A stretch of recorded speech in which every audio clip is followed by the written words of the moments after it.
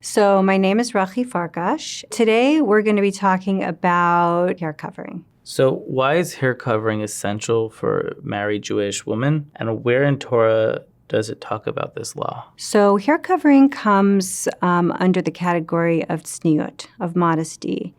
And this is found in the book of Devarim. This is the fifth book of the 5 books of Moses. And it says, Lo yira'eh becha ervas davar, that we should not uncover private places. And this applies to men and women, that there are some areas of the body which are to remain covered, that are private.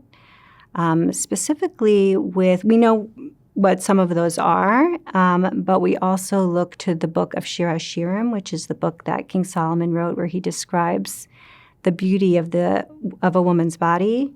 And so some of his descriptions we take like, okay, these are alluring and these are beautiful, and these are perhaps, places that are meant to be for your spouse, and they should be covered. Why is your covering your hair with someone else's hair better than showing your own? Like, what's the difference between the two? Right. So today's wigs are so beautiful. So someone might say, like, what's the difference? You're wearing beautiful hair, your own or someone else's. Like, how is this considered hair covering?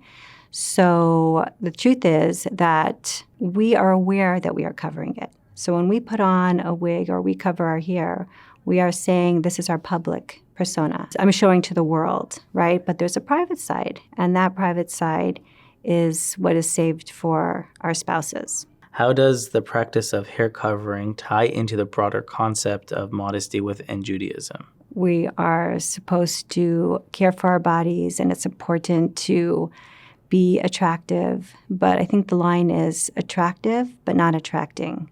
So you want to, kind of look at yourself before you go out and just say, like, what message am I giving off? What energy am I giving off? And this, hair covering is one of, those mitzvahs that fall into that category where are we trying to get attention? Are we trying to be attractive, but in a way that we catch someone's eye, or are we just expressing a certain part of ourselves that should be expressed? We're feeling happy, we're feeling fresh. We want to, express our joy with life and our possible, happiness and satisfaction with our looks. And, the human body is beautiful, right? And we want to emphasize that. We want to capitalize on it in a sense for our own sake, but not in a way where we are trying to attract attention from others. What advice would you give to someone new to religious Judaism and is trying to understand the significance of mikvah and covering their hair? Each mitzvah has its own connection point, right? It brings out a certain ability to connect to Hashem in a certain way, right? It's not just one big connection, right? There are many different ways. And when we keep the mitzvah of modesty and hair covering, especially for women, it shows that we are ready to be in a more serious relationship with Hashem. It's usually the last things that women will take on, right? They might take on Shabbos first, kosher first, even mikvah first.